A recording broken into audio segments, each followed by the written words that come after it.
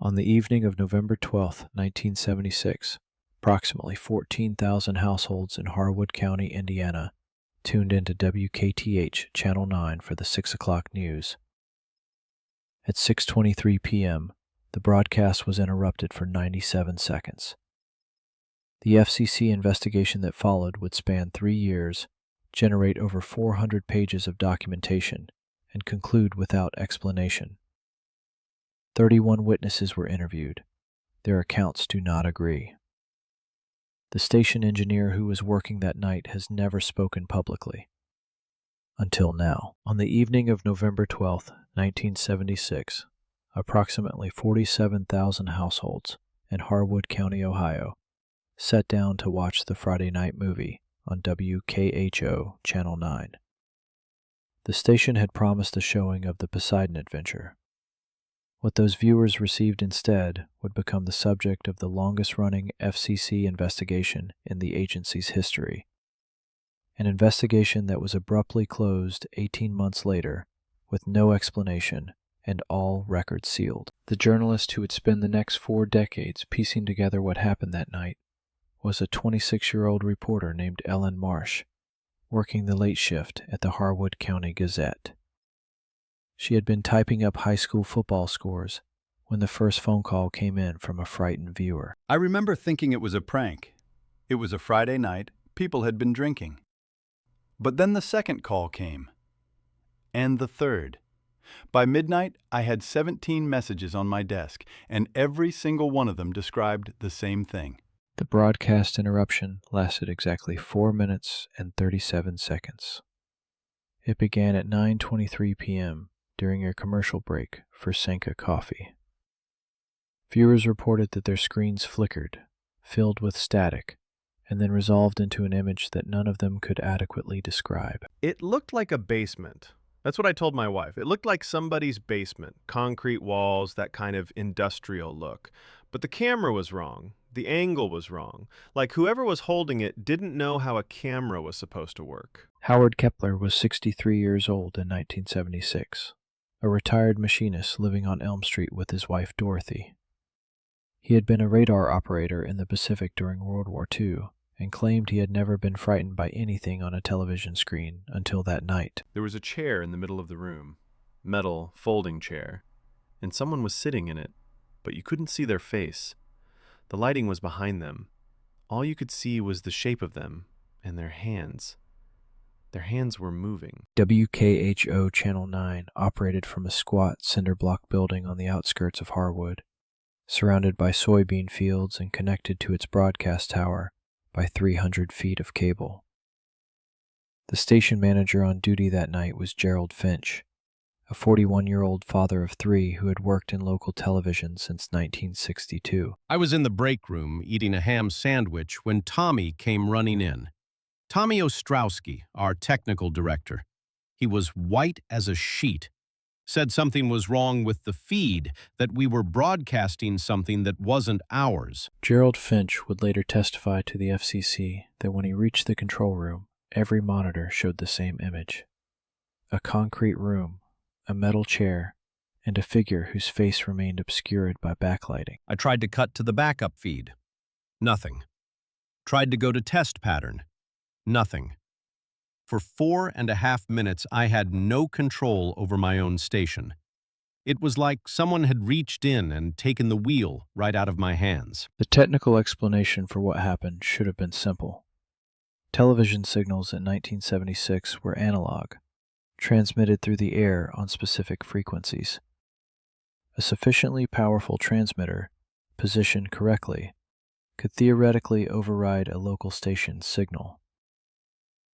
This was called broadcast intrusion, and it had happened before, most famously in Chicago in 1977, when a man in a Max Headroom mask interrupted 2 stations. But the Harwood County incident predated that event by a year, and the technical requirements were far more sophisticated.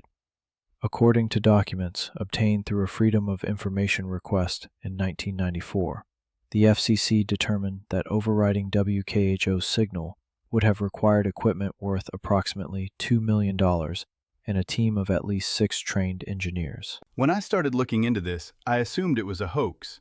Some kids with too much time and their father's ham radio equipment. But the more I learned about what it would actually take to do this, the less sense that made. This wasn't amateur hour. Whoever did this knew exactly what they were doing. The content of the broadcast itself became the subject of intense debate among those who witnessed it. While all viewers agreed on certain elements, the concrete room, the metal chair, the silhouetted figure, their descriptions of what happened during those 4.5 minutes varied wildly. The person in the chair was talking. Not to the camera, but to someone off screen.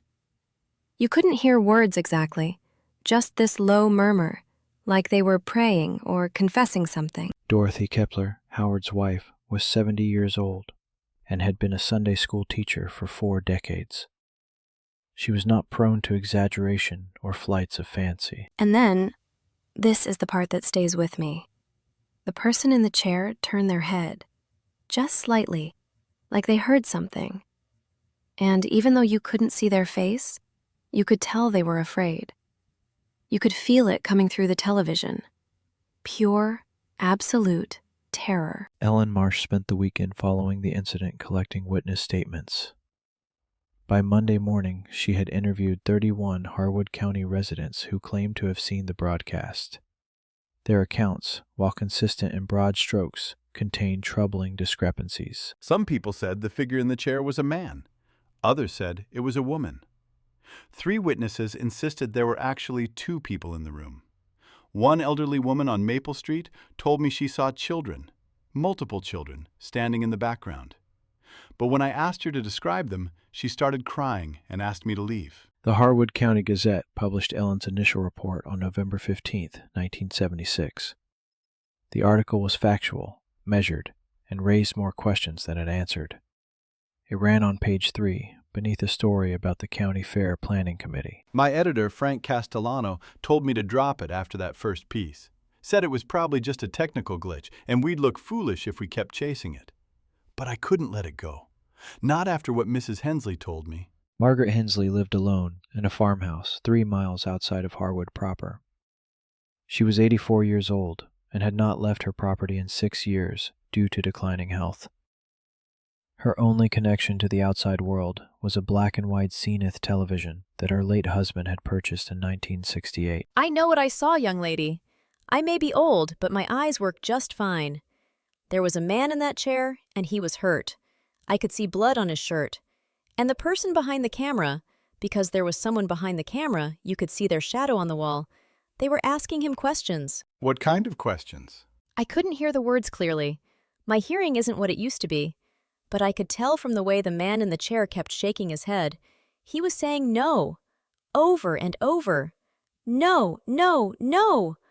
Margaret Hensley died in her sleep 3 weeks after the broadcast.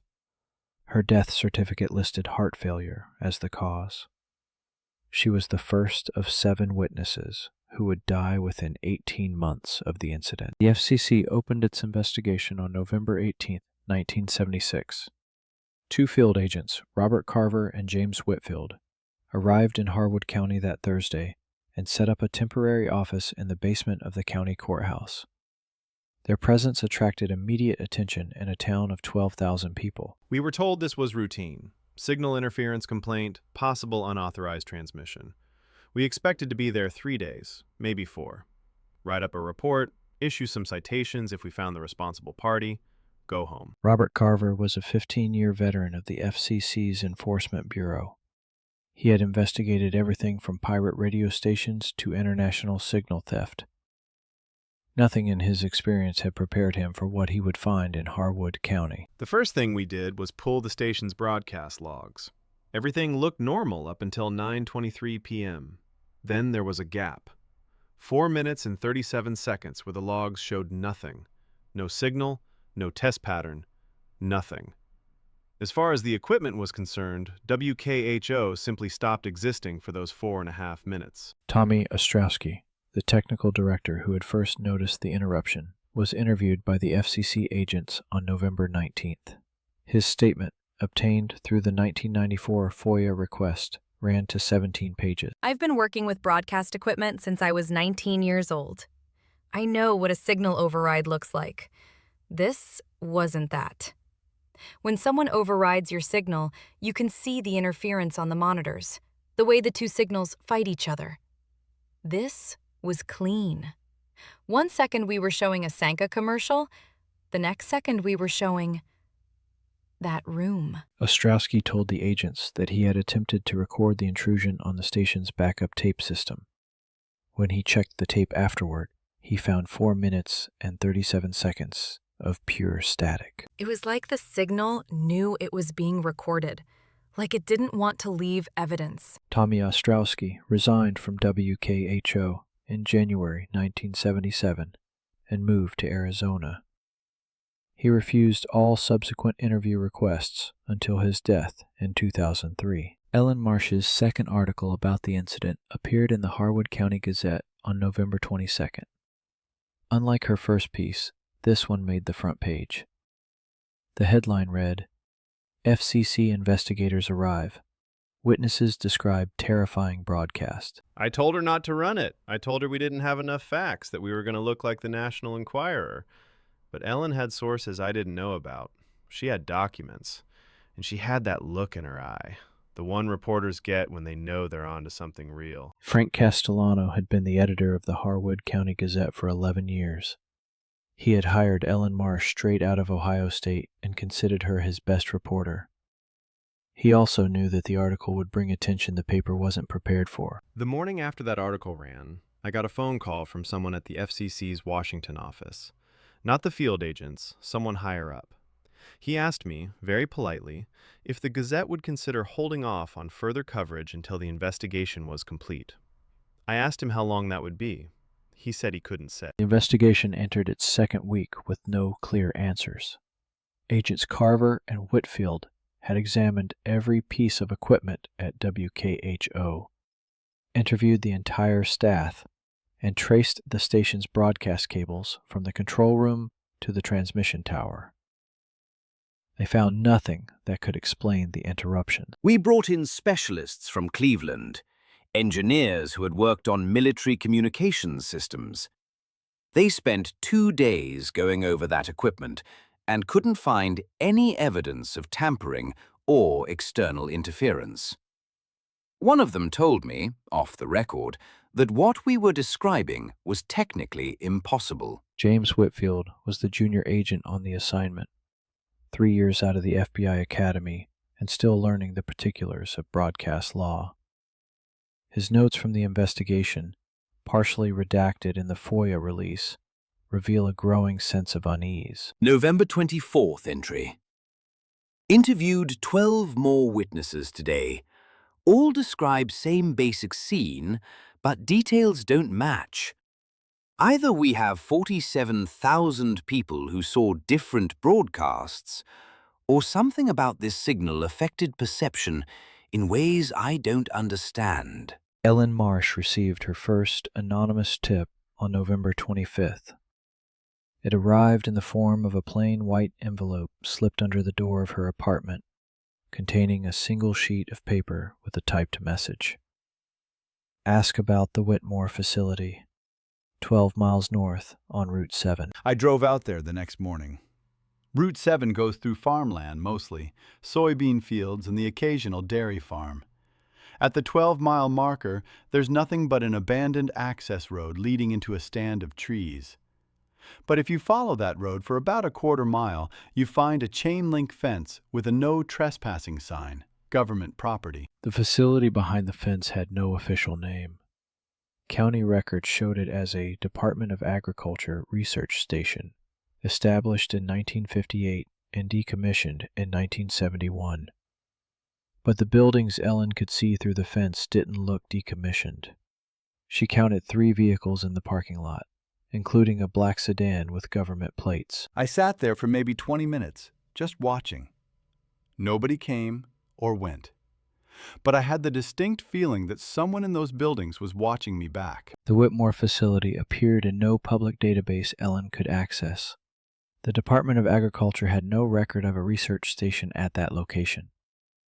When she called the county assessor's office, she was transferred 3 times before being told that information about the property was unavailable due to federal classification. That phrase, federal classification, changed everything for me. This wasn't a prank anymore. This wasn't some kids with ham radios. Someone with serious resources had done this, and someone with even more serious resources was trying to keep it quiet. Ellen began spending her evenings at the Harwood County Library, digging through old newspapers and public records. She found a 1959 article in the Gazette announcing the opening of the Whitmore Agricultural Research Station, accompanied by a photograph of several men in suits cutting a ribbon in front of a low concrete building. The men in the photograph weren't identified by name, but I recognized one of them from a press conference I'd covered 6 months earlier. He was a deputy director at the National Security Agency. The article made no mention of the NSA. It described the facility's purpose as soil quality research and crop yield optimization. On November 28th, Ellen received a phone call at her desk from a man who identified himself only as a former employee. His voice was older, perhaps 60 or 70, and carried the careful diction of someone who had spent a career choosing his words precisely. You've been asking questions about the Whitmore facility. I would advise you to stop. Not because I want to protect anyone there, but because I don't want to see what happened to Dr. Paulson happen to you. Who is Dr. Paulson? He was the director of Project Meridian. That's what Whitmore really was. Not agriculture research, but communications research. Very advanced communications research.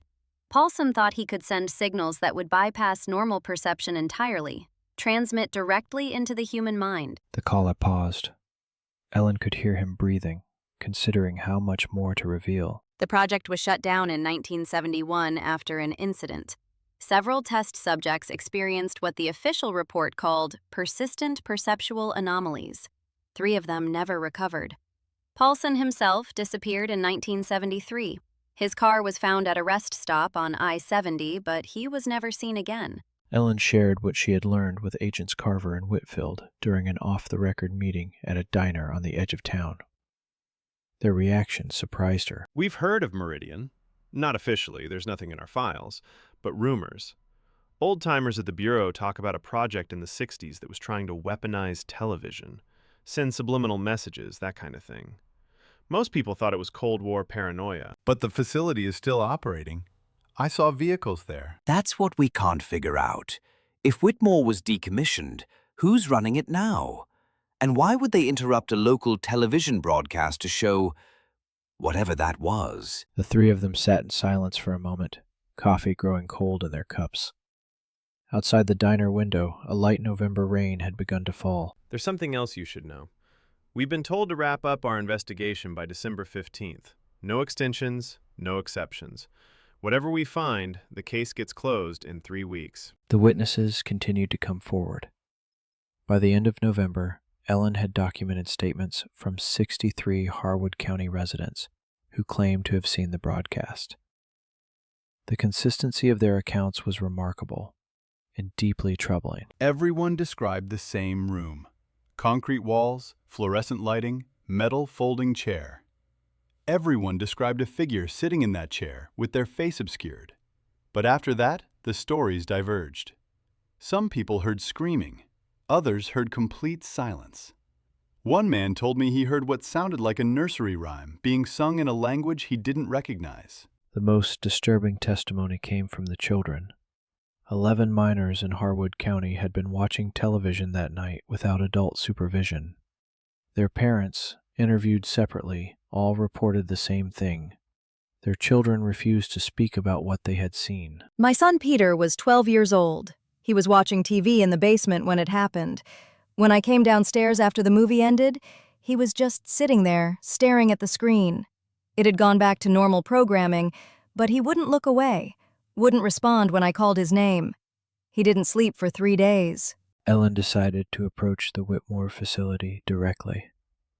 On December 2nd, she drove out to Route 7 with a notebook and a camera, prepared to document whatever she could see from the public road. I parked about 100 yards from the access road and walked the rest of the way. The fence had been reinforced since my last visit. New barbed wire along the top, fresh no trespassing signs. But I could still see the buildings through the trees, and this time I could see something else. A satellite dish on the roof of the main building. A big one, at least 30 feet across. Ellen had taken perhaps a dozen photographs when a white van emerged from the facility and stopped at the gate. Two men in civilian clothes got out and walked toward her. They were smiling, but their body language suggested otherwise. Ma'am, this is private property. You're going to need to leave. I'm on a public road.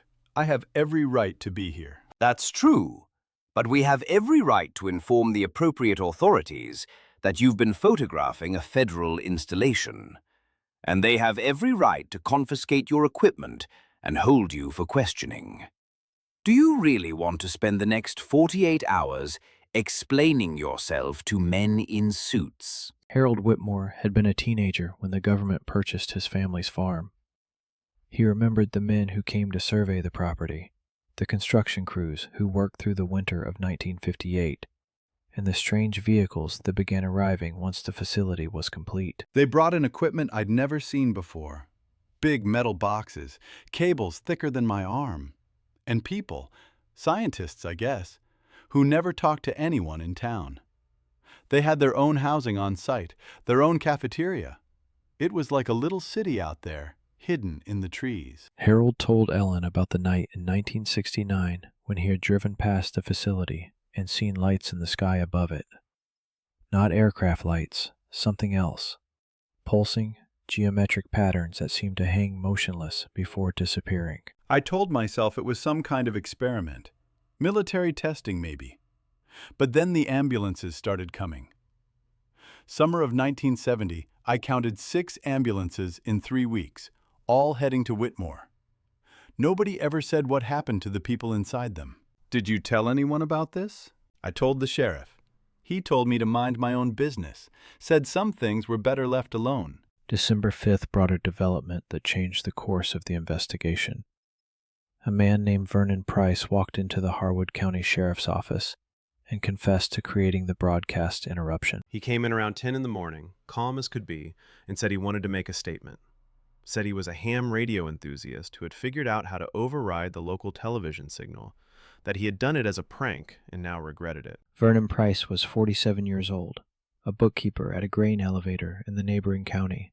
He had no criminal record, no known interest in electronics, and no apparent motive for the intrusion.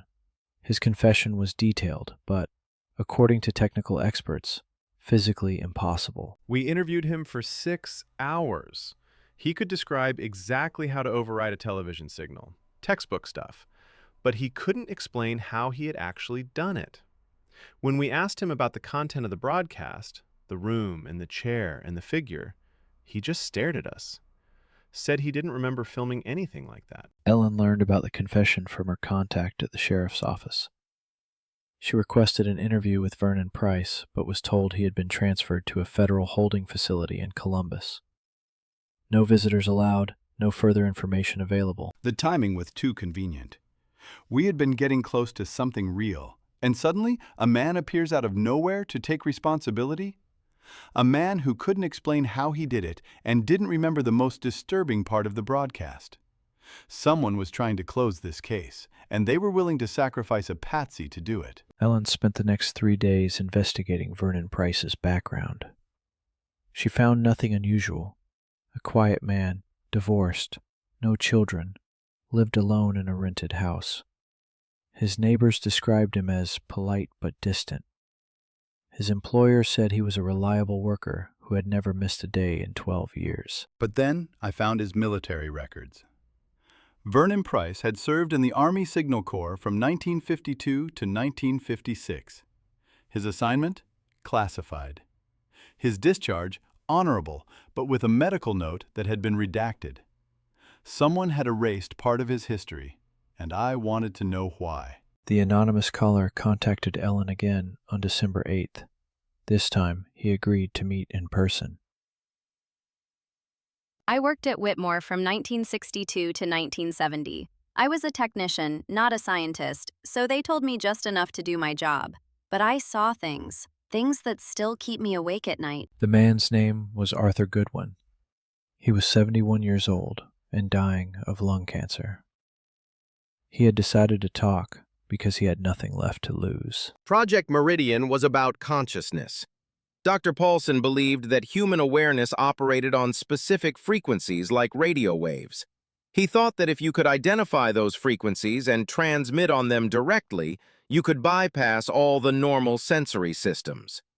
Put images directly into someone's mind, thoughts, emotions, memories. Did it work? It worked too well. The early tests were promising. Subjects reported vivid hallucinations, shared experiences that shouldn't have been possible. But then something went wrong. The signals started changing, becoming something we didn't create, something we couldn't control. Arthur Goodwin described the incident that had led to Project Meridian's termination. In the summer of 1970, a test subject named David Chen had been exposed to what the researchers called a high-intensity transmission. He was supposed to receive a simple visual pattern. Instead, he received something else entirely. Chen started screaming about 5 seconds into the transmission. He described a room, concrete walls, fluorescent lights, a metal chair. He said there was someone sitting in the chair and that person was him, that he was watching himself from outside his own body, and that there was something else in the room with him, something that was asking questions. David Chen was hospitalized for 3 months. When he was finally released, he had no memory of the incident, but he refused to watch television for the rest of his life. He died in 1975, officially of a heart attack. After Chen, they shut everything down, destroyed most of the equipment, transferred the staff, buried the records. But Paulson kept working in secret. He was obsessed. He thought he had made contact with something, and he wanted to understand what it was. Ellen asked Arthur Goodwin the question that had been haunting her since the investigation began. What was the broadcast actually showing? Was it a test? A message? Something else entirely? I don't know, but I have a theory. Paulson always said that consciousness was like a radio receiver. It picks up signals from somewhere else and translates them into experience. What if the broadcast wasn't something that was being transmitted to those viewers? What if it was something they were already receiving, and the signal just made it visible? I don't understand. What if that room, that chair, that figure, what if it's always there, just beneath the surface of our awareness? And what if the broadcast didn't create that image, but simply revealed it? Arthur Goodwin died 4 days later. His personal effects, including a box of documents he had promised to give Ellen, were seized by federal marshals before his family could claim them. December 10th marked a turning point in the investigation. Agent Robert Carver was abruptly transferred to a field office in Alaska. His replacement, a man named William Gaines, arrived from Washington with orders to conclude the investigation within 5 days. Gaines wasn't interested in the truth. He was interested in closing the file. He told me that our job was to write a report attributing the incident to equipment malfunction, and that any evidence suggesting otherwise should be excluded. When I objected, he reminded me that my career was still young and that insubordination had consequences. James Whitfield would later resign from the FCC and spent 3 years working as a private investigator before returning to government service. His notes from the final days of the investigation were never officially filed, but copies survived in his personal archives. December 12th entry. Gaines has confiscated all witness statements and interview recordings. Vernon Price released from custody with no charges. Official explanation to be atmospheric interference combined with equipment failure. No one believes this. No one is supposed to. Ellen Marsh refused to accept the official conclusion. On December 13th, she published her third and most detailed article about the incident, citing anonymous sources and questioning the FCC's findings. The Harwood County Gazette printed it on the front page, against the advice of the paper's legal counsel. I knew there would be consequences. The phone started ringing within an hour of the papers hitting the stands. Threats, mostly veiled. People suggesting that our advertising revenue might disappear, that our printing equipment might start having problems. But Ellen had done something important, and I wasn't going to let them bury it. The article named Project Meridian for the first time in public. It described the Whitmore facility, the connection to Dr. Paulson, and the testimony of Arthur Goodwin. It stopped short of making definitive claims, but it raised questions that demanded answers. The response was immediate. Within 48 hours, I received 3 job offers from newspapers in other states, all of them contingent on my dropping the story. My landlord informed me that my lease wouldn't be renewed, and someone broke into my car and stole every notebook I had left in the back seat. The children who had witnessed the broadcast began exhibiting symptoms that their parents couldn't explain. Peter Brennan, the 12-year-old who had been watching television alone in his basement, started drawing pictures of the same image over and over. A concrete room with a figure in a chair. I found hundreds of them. In his notebooks, on napkins, on the walls of his bedroom. All identical. When I asked him why he kept drawing it, he said it was because the man in the chair was asking him to remember. That if enough people remembered, he could finally leave. 6 other children in Harwood County produced similar drawings. Their parents, interviewed separately, confirmed that the children had never met and had no way of coordinating their images. Yet every drawing showed the same room, the same chair, the same obscured figure. I took Peter to a child psychologist in Columbus. She said it was likely trauma-related, that he had seen something disturbing and was processing it through repetition. But she couldn't explain how he knew things about the broadcast that hadn't been reported anywhere. Details that only the other witnesses had described. Ellen managed to obtain one of Peter Brennan's drawings through his mother. She compared it to the descriptions provided by adult witnesses and found precise correlations. The position of the chair, the angle of the fluorescent lights, even the crack in the concrete floor that several viewers had mentioned. A 12-year-old boy was drawing things he shouldn't have been able to know. Either he had access to information that wasn't public, or he was genuinely seeing something that multiple witnesses had seen. And either explanation was terrifying. Ellen showed the drawing to James Whitfield during a clandestine meeting on December 15th, the last day of the official investigation. His reaction was unexpected. I've seen this before. Not this exact drawing, but the image. In the files Gaines confiscated, there was a photograph, old, from the 60s, that showed a room just like this. It was labeled Meridian Test Chamber, 1967. Paulson had built a physical version of whatever the subjects were seeing in their minds. Or maybe they were seeing the real room, and he was just trying to understand why. The FCC officially closed its investigation on December 15th, 1976. The final report, 3 pages long, attributed the incident to anomalous atmospheric conditions affecting broadcast equipment and recommended no further action. Vernon Price was never charged with any crime. The Whitmore facility was never mentioned. The matter is concluded. The citizens of Harwood County experienced an unusual but ultimately harmless technical malfunction. We see no evidence of criminal activity or deliberate interference with broadcast signals. The FCC considers this case closed. William Gaines delivered this statement at a press conference attended by 3 reporters, including Ellen Marsh. When she asked about Project Meridian, he smiled and said he had never heard of it. When she asked about the witness testimonies describing disturbing imagery, he said that mass hysteria was a well-documented phenomenon and suggested she research it. I watched him lie with absolute confidence. He knew we knew he was lying, and he didn't care. That's when I understood what I was really up against. The weeks following the investigation's closure, 3 more witnesses died under circumstances that the official records described as unremarkable. Richard Kovacs, 54, fell down the stairs of his home. Marie Dennison, 68, drowned in her bathtub. Paul Whitaker, 41, drove his car off a bridge on Route 7, the same road that led to the Whitmore facility. I tried to find connections. All three had given detailed statements about the broadcast.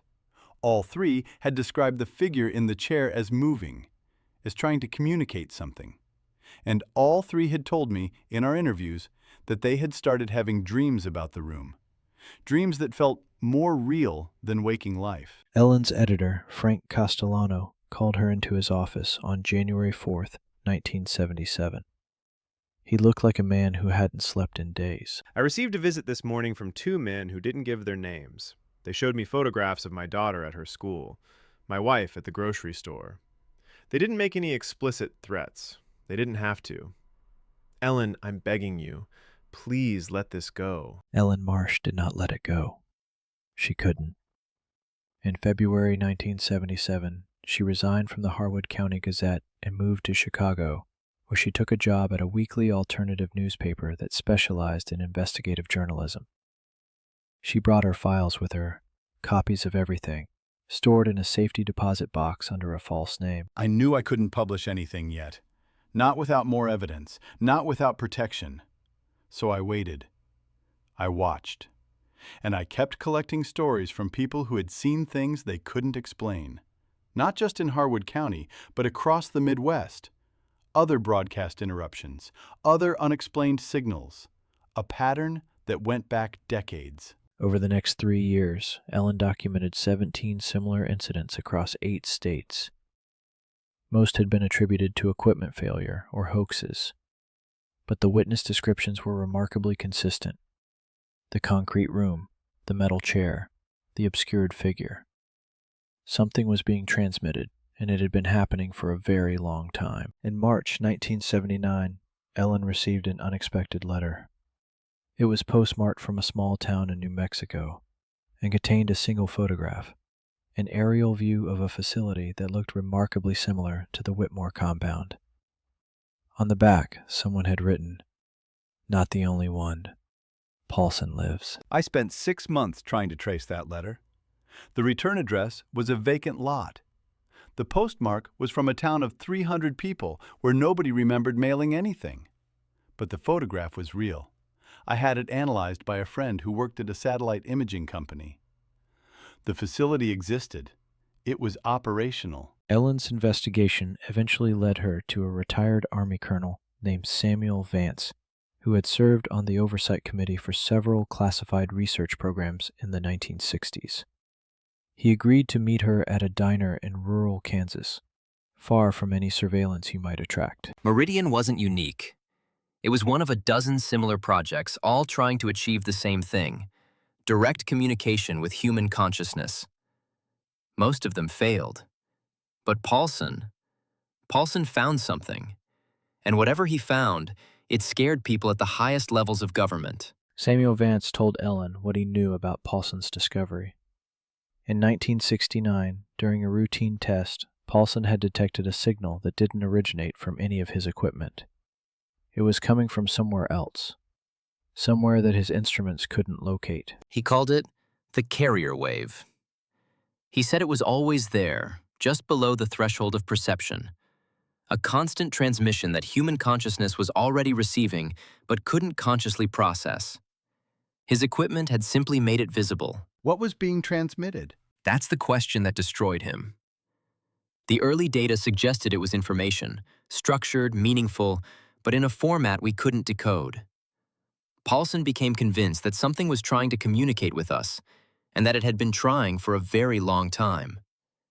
He spent the last years of his life trying to understand the message. Vance paused, looking out the window at the endless Kansas fields. The problem was that the communication wasn't one way. Whatever was sending the signal could also receive. And when Paulson started transmitting back, something changed. The signal got stronger, more focused, more intentional. Ellen asked Vance about the November 1976 broadcast. He confirmed what she had suspected. It had not been a random event. Paulson, or whoever took over his work after he disappeared, had been running tests for years. Small-scale, targeted transmissions. But in 1976, something went wrong. The signal escaped containment.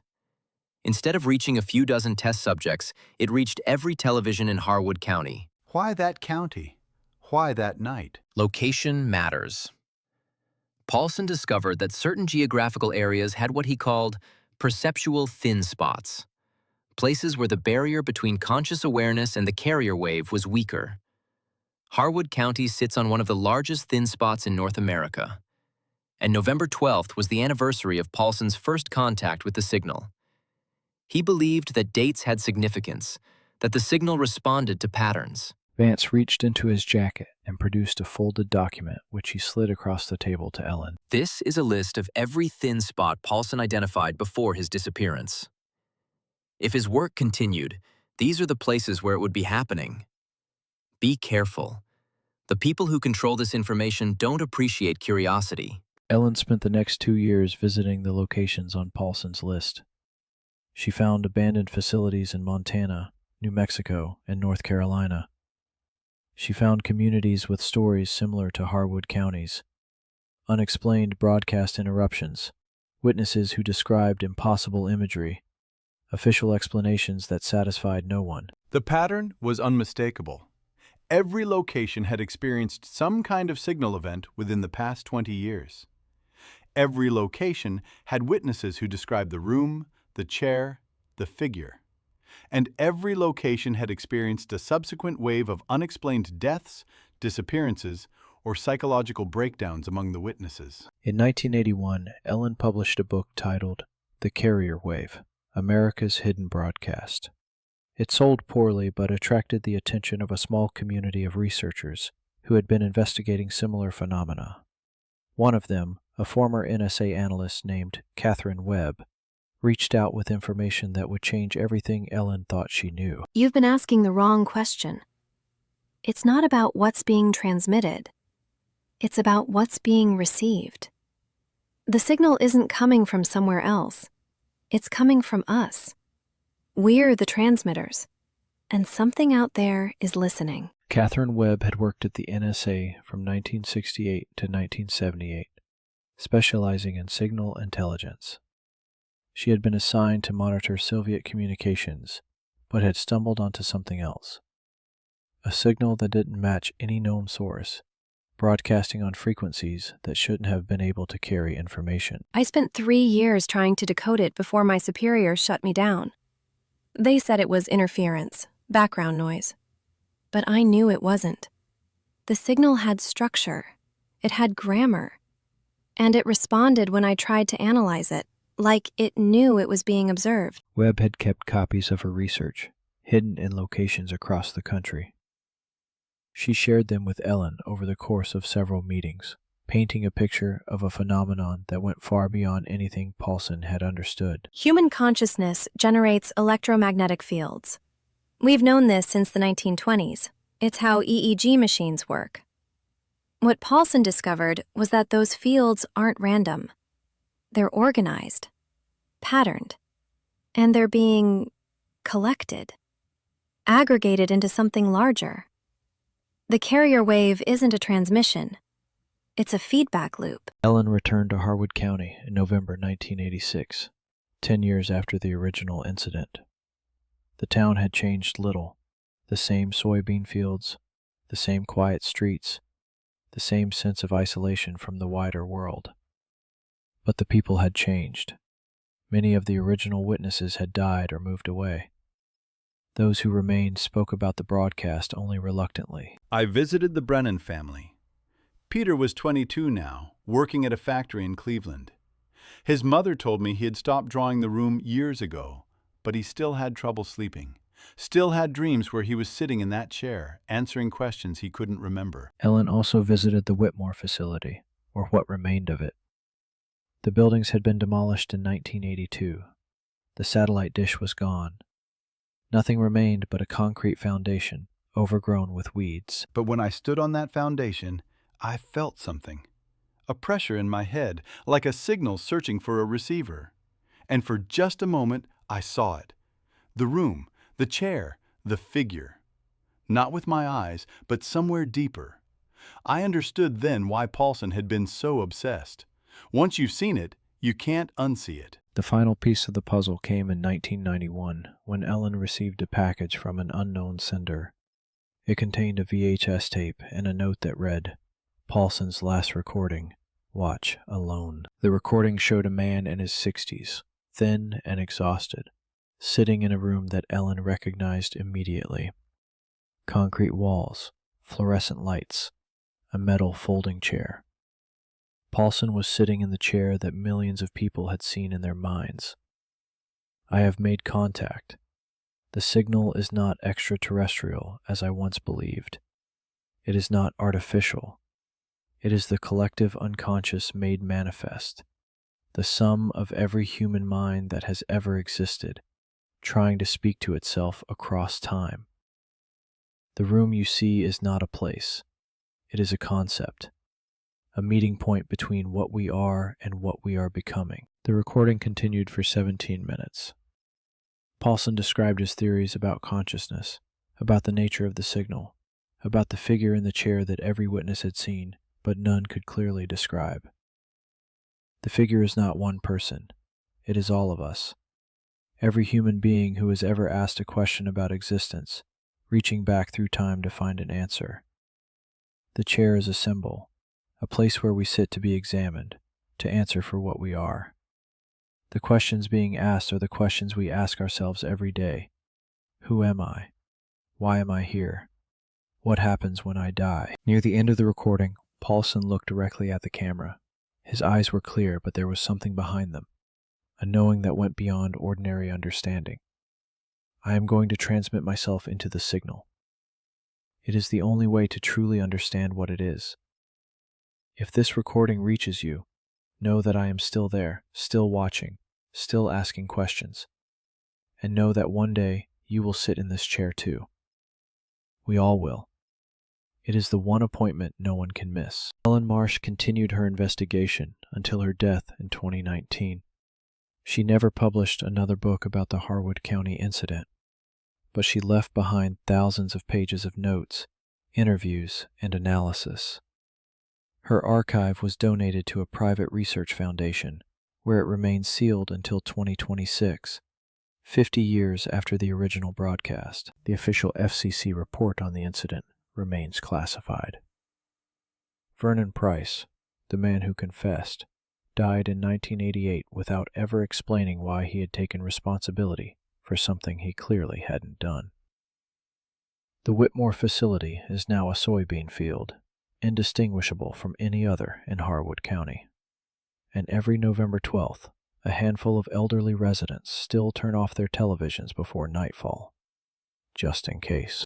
I've spent 40 years trying to understand what happened that night, and I think I finally do. We weren't watching something being transmitted to us. We were watching something being transmitted through us. A message from the deepest part of human consciousness, trying to tell us something we weren't ready to hear. Maybe we still aren't. The Harwood County broadcast interruption lasted 4 minutes and 37 seconds. It has been remembered for nearly 50 years. And somewhere, in a room that exists outside of time, a figure still sits in a metal chair, waiting for the next question.